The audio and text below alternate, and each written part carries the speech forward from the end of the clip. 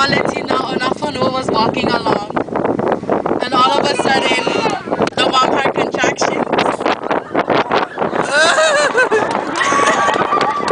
And Nafanua was born, but with heel kind of legs. So the mom and the dad was ashamed and buried her deep in the ground.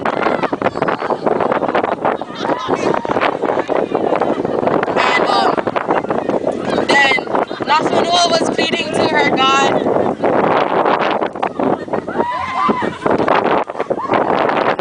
Nafanua was pleading to her God, help me. And her God came to help her.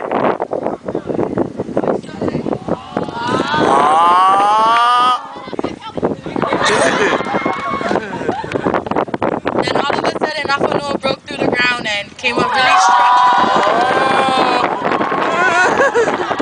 She attacked Upalo, every village in Upalo. And she attacked them.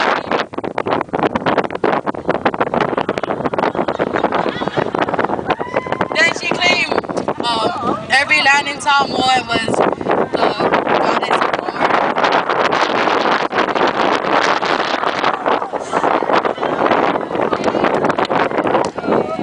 She made everyone bow down to her except God.